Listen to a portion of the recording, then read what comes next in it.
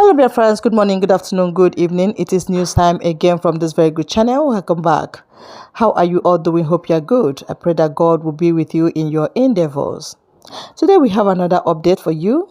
And I want you to, after listening to it, you drop your opinion and suggestions you have so that Biafra will be free. And that's just it. Okay, let's go there. Biafran evangelists, no evidence found against Simon Ekpa. As I'm talking about as yet. What do you have to say? Let's start from there. Yes, I remember humble servant and the only Biafran evangelist.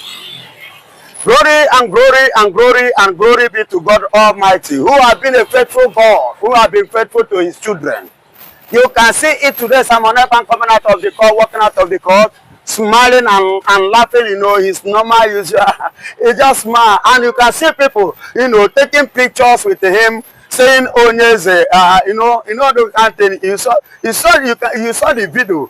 So, and I give God the glory who have made it to be so, because after that court, those ones that appeared in the court, the last time I think that was on the 13th, that they appeared as a witness, and Simon Ekpa stood up and he was like, I would like to cross-examine these people. Of which, at the end of the cross-examination, over those ones that came to be a false witness, you can see what the judge said concerning them, and you can see what the judge, you look at their face and warn them over there. He said to them, if you are not sure of what you are coming here to witness, please don't come again. He warned them, and he stated it clearly, be sure before you come. Don't just come and bear it, because they were seriously and they fell woefully. They are not able to defend what they have earlier said or against Simon Ekpa. You see why Simon Ekpa and the judge said what he said at the previous court. And today you can see the smile of Mass Odogwu himself. You understand? You can see a full of to compare the previous court cases. So he was smiling today. You see him walking majestically, moving majestically, and he was smiling, and people was taking pictures with him. That is to tell you, he has finally conquered. It's matching up with the victory, because I told you people before that. You see all these things that Nigeria are doing, all this one that they are sending, Mbase, he will send 50 evidence. Dr. Simon Ekpa have more than 50. IPOB have more than 50, because when you touch Simon Ekpa, you are touching Biafra, and you are touching IPOB. And when you touch IPOB, you are touching Mass and Namdekan. When you touch them, you touch everything. So we have enough evidence. And let me tell you, over there it's not like Nigeria that they will see the truth, they will bend it. Over there, they like following things according to their law, and according to the Europe law, and according to UN law. Everything Simon Ekpa was doing when he was when he was free, he was doing it according to the EU law, that is European Union, according to UN, United Nations, and according to the Finnish custody of the law. Because the Finnish government got their own independence in exile from Russia. So there is nothing, or there was nothing that the PM did that he acted or did it out of ignorance. He did it according to the law. So you see, that is why today he is walking out of the court smiling, because there is no issue. The evidence is what has been scrapped. Same time, they were talking about Biafra. He said he was so shocked that the man Bodikata knows about Biafra so much, and at the same time they really talk about Finland and Simon Ekpa travel. What is your take as regards? Yeah, I remember humble said, one and the only. We are not two Biafran evangelists. My beloved brother said, don't be surprised when Bodikata was talking about Biafra, because this Bodikata, they were the congressmen of the United States of America, which I told you people earlier this year that they came to Nigeria. Yeah, they were in Nigeria, in Enugu to be precise. In Enugu to be precise. They are the people, they are called the Zionists, who wrote a letter to UN regarding to what that was going on in the whole Southeast, in which they named the Southeast as a bloody zone in Nigeria. Yeah, bloody zone in Nigeria. That is how they express their feelings in regard to what is going on in the East. So they wrote, and I told you people that January 1st, as Happy New Year, they wrote to UN, wrote to EU regard to this. And these people have been the people, the group that from America that have been superheading, and they are the one that even asked Donald Trump to take some legal actions to against any nation. You understand? Remember, these people have been so supportive. You understand? They have been so supportive. They have been so encouraging. You know, they have been giving us hope and faith, and which I believe that someday, so far so good, one day things will happen positively in favor of the Biafrans and the Simon Ekpa, and at the same time, Mazi Nnamdi Kanu. Regardless of whatsoever process, suffering, whatsoever they are passing through, for now, it is always that, and they themselves are prepared, ready to face it. See, there is something I want to tell you today concerning these two personalities. They are not fighting to make money because they have money. They are not fighting to have a good home because they are already living in a good home. They are not fighting, you know, to wear clothes or to deceive anybody, but they are fighting because of what? Name. They value name because the Bible said that a good name is better than what? Riches. So they prefer name than the money. They prefer name than the wealth that Nigeria want to bribe them with. That's why they chooses their name. Because whenever you mention Biafra, whether they are alive or dead, they will mention them. You see, that name alone is what they value so much than every other thing that comes in their table. You see why they rejected every offer from Nigeria, and they chooses to do what? To face it. And today, the congressmen are waking up, and they are warming up, and they are working with them for the interest of the freedom of these people, and at the same time the freedom of people, indigenous people of Biafra, the IPOB and Biafra as a nation. And this is what other leaders are getting it. All these people do not see it, and that is what Ekpa saw. Mazi Nnamdi Kanu saw it, and that is what the congressmen are coming to make sure that Simon Ekpa, I repeat, Simon Ekpa in Finland, that the Finnish government will not dance in totality of the Fulanis, the Janjaweeds, advice, bribe to Finnish government. Because you can see Alexander Stubb has forgotten the role that Simon Ekpa played for him to become the president of Finnish government today. He has forgotten because he was given a well of crude oil and he's sucking it. But there is something I want to drop as a message. It is better that you also ritual for that you also from go and ask Google the meaning. Are you hearing me? Yes. Because at the end of the day, one day Biafra will come, and when Biafra stand, Simon Ekpa will stand. When Simon Ekpa stand, COS will stand. That's Ngozi Oravese will stand. When they stand, the president himself, the general himself, will now lift up the flag, and that general is no other person than Mazi Nnamdi Kanu. Then I wonder how Alexander Stubb, how he will be feeling, or how he will be chilling that day. Yes, he should take a look and reason well. Did he betray Ekpa? Actually, yes. So far, so good. Because they're the same party in Finland, the same. Of course, they were in the same party. And let me tell you, do you know that their party now is losing their ground? What? Because of Simon Ekpa. Yes, he's losing their ground. Watch their local government, the election last 2 months. They lost so woefully. That party lost so woefully to the extent that he became troubled. Because if his party could lose like that, so there is every tendency of him losing in the next election, of which he's going to lose. Yes, for betraying my brother, my PM. He is going to lose because he has deviated from the truth. And he has joined Nigeria, the darkness. Do you know the meaning of Nigeria? I'm asking you. Can any Yoruba man tell me the meaning of Nigeria in Yoruba language?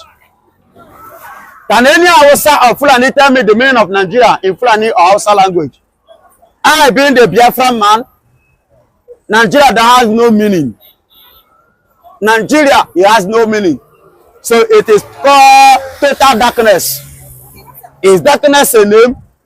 I am waiting to see a white man because they are the one that answer so many series of names. So I am waiting to see a white man that will answer darkness. I have not seen anyone. Darkness is a rejected something. But they are giving it to Nigeria and Nigeria welcome it. So that Nigeria, the Fulanis and co, these are the people that the British consulted and they agree. Igbo man was not among. So let them run their games. But glory be to God at the end of the day. When we shall stand to sing glory, glory to God, we will stand gidigbam on aka anyaka. I know it's Tishikwike. Okay, but there was a report that Trump, wants to sanction Nigeria, ban Nigeria visa because of what the massive corruption Baba, and the lack of database, killings of innocent Baba, listen Southeasterners to me. and Donald Christians. Trump in his first term of 2019, he warned the former president of Nigeria, Muhammadu Buhari, he should stop the killings in Nigeria, the Christians. He gave serious warning, which I believe he wanted to even act before they now politically they gang up and conspire against him and remove him from office. Glory be to God that he's back now. He have serious sanction. If Donald Trump can sanction China, sanction UK and France, don't you see the way they are crying? They are grumbling all over the world. Who is Nigeria? Gini ka Nigeria achi? Ochitakwara na aja. And moreover, for your information, there is a case already that is going on. No be me talking now. So FBI say so, CIA say so, DEA say so. The drug issue that happens regard to our current president in the 90s. So, and let me tell you, they are seeing them as criminals. Trump doesn't like him. And let me tell you, Trump doesn't send anybody. See, very soon, you will be hearing bang bang, ta ta ta ta ta ta ta, bang bang in Nigeria. Okana poto baya. Ona piando ga piotare. Anyi nwanrokwa n'ebe ano na emege na agbokuso. Ogbasakwara na anyi. Ntị ka eji na anụ ya. Anụ otu aka Chukwu okike abịa magosi na nụrụ anyị ọgụ. Anyị na-aga ije awere, siriri werere gabụ nke anyị. Are you hearing me? So it is. Very soon, Trump was just like, handling some issues pertaining to the Middle East matters and other matters on the table. By the time, he finishes, he will look into the system of Nigeria, then he will trash Nigeria and put Nigeria where they actually belongs to.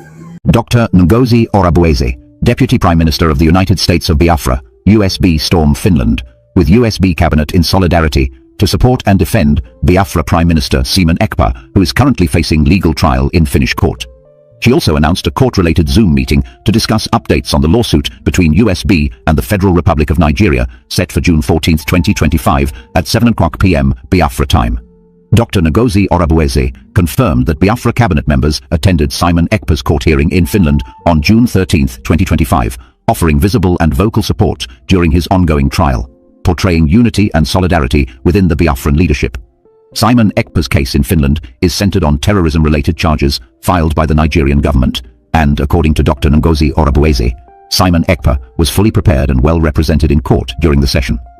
3 individuals believed to be former members of the Indigenous People of Biafra, IPOB, were identified as witnesses who testified against Simon Ekpa in Finland, causing widespread feelings of betrayal within the Biafran movement. Simon Ekpa released a statement warning his supporters to act wisely, saying sometimes one has to pretend to be a fool in order to expose traitors within, and urging strategic patience in confronting internal enemies. Accusations were made against some IPOB Directorate of State (DOS) members who reportedly went to Finland to act as prosecution witnesses on behalf of the Nigerian government, fueling intense backlash and public condemnation from Biafra supporters. Biafra Deputy Prime Minister Dr. Ngozi Orabueze reacted strongly, calling these actions a betrayal of the freedom movement, and reiterated that self-determination is a right that cannot be undermined by collaborators with the Nigerian state. Meanwhile, the court case of Nnamdi Kanu in Nigeria has been adjourned to June 16, 18 and 19, 2025, with hopes that the legal process will be concluded soon and he will regain his freedom after prolonged detention and legal struggles. However, public discourse has emerged among Finnish citizens and Biafran supporters online, where some Finnish individuals expressed sympathy for the Biafran cause and criticized the Finnish government for allegedly cooperating with Nigeria government under NATO and EU influence. Meanwhile, some critics have accused Nigerian state actors, including Governor Charles Soludo of Anambra State and his security teams, of orchestrating violence and insecurity in Igbo regions, allegedly targeting Biafrans, adding another layer of tension to the political and legal battles. In the quiet but determined corridors of justice in Helsinki, the capital city of Finland, something unprecedented and politically powerful took place on June 13, 2025. The event did not just involve legal arguments, court deliberations, or evidence submission. It became a symbolic occasion, a turning point, and a loud statement. In a manner that deeply resonated with the Biafran people and freedom lovers around the world, the Deputy Prime Minister of the United States of Biafra, Dr. Ngozi Orabueze, led a formidable delegation of Biafran leaders, collectively known as the Cabinet of the United States of Biafra, into the Finnish courtroom. They did not come quietly. They came with purpose, with presence, with protest, and above all, with love and loyalty for one man, Prime Minister Simon Ekpa. Simon Ekpa, a name now etched in modern Biafran resistance history, sat in the dock, facing grave accusations. The charges against him were built around terrorism, incitement, and alleged connections to unrest in southeastern Nigeria. The Nigerian government, operating from far away across the continent, had extended its long legal arm into Europe, attempting to use Finnish courts to silence or cripple a leading voice of Biafran independence. But on that day, Simon Ekpa was not alone. His courtroom was not an isolated box of legality. It became a space of politics, of history, and of moral judgment. And at the heart of that transformation was the unshakable solidarity shown by Dr. Ngozi Orabueze and the Cabinet of the United States of Biafra. Let us begin by describing what it meant for Dr. Ngozi Orabueze to arrive in Helsinki. Her appearance was not just physical, it was deeply emotional and spiritual for many Biafrans watching from across the world. Dressed in traditional Biafran colors with the dignity of her office clear in every step she took, Dr. Ngozi Orabueze reminded everyone, judges, lawyers, witnesses, and even silent observers, that the man in the dock was not a criminal, but a political figure fighting for freedom. Her presence was not just diplomatic, it was revolutionary. She came to Finland not to argue legal points herself, but to stand as a pillar, as a mother of a movement, and as a mirror to the world showing what unwavering support looks like. She was not alone. She brought with her several respected members of the Cabinet of the United States of Biafra. These were not mere politicians. They were individuals with lived experiences in exile, resistance, diplomacy, and spiritual leadership. Their collective presence in Finland sent a loud message to those who wanted to isolate Simon Ekpa. This is not a man abandoned, this is a man upheld. These were not silent guests. Throughout the courtroom sessions, they offered verbal encouragements, prayed quietly under their breath, and held placards outside the court building, reminding passers-by that the issue at hand was not one of crime, but of national self-determination. One could hear the chants outside the courthouse: "Biafra must live! Justice for Simon! Freedom is a right, not a crime!" The Finnish authorities, known for their calm and systematic approach to legal matters, were visibly surprised by the sheer emotional energy surrounding what they may have expected to be a procedural matter. But that day, the courtroom did not belong to procedures alone. It belonged to history. Dr. Ngozi Orabueze did not merely attend. She took the moment to connect with supporters globally. In a post-court announcement, she declared that a special virtual meeting would be held on June 14, 2025, at 7:00 p.m. Biafra time. The purpose of this meeting was to update Biafran citizens on the progress of both Simon Ekpa's case and the ongoing legal dispute between the United States of Biafra and the Federal Republic of Nigeria. This legal action, which many see as a form of political counterattack, aims to expose what Biafran leaders claim are consistent human rights violations, state-sponsored violence, and genocidal actions by the Nigerian government against the Igbo population. The announcement of this online meeting was not just about information, it was about connection. In her calm yet firm voice, What a wonderful question, the anchor of this good platform. First and foremost, I want to say, someone has come out to say, or has outlined countless times that he said that the Nigerian government cannot win Biafra. with a barrel of gun for the second time. Now when he said that, see, Nigerian government cannot win Biafra with a barrel of gun, it means that nobody needs to die for them to exit Nigeria. Now, Ojukwu fought Biafra in a different dimension. Now, Mazen Kanu did it via his own dimension. So Ekpa is taking it globally. And now, we've seen world body recognize Biafra. We've seen the UN and then some other global body have come out to endorse the Biafra struggle. So kudos to him, it is a plus. Some persons have come out to say that Samuel Ekpa should be discredited, the likes of Ohanes Ndigbo and that of the southeastern governors. But my question is that you said Samuel Ekpa should not be taken serious. Then who should be taken serious? The government who is not willing to protect our people? Is it the people who have refused to speak up when the Igbo man has been marginalized in the country? Is it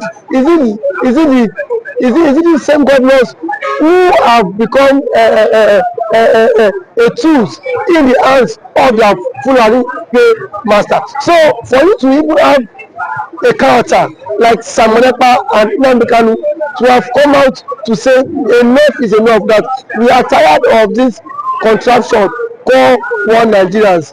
It shows that these people have this mindset that, see, they can no longer be slave. So for him to have even gone as far as to hire lobbyists that will speak on behalf of Biafra in the world in the UN summit, to me it's a plus, and that alone, the voice of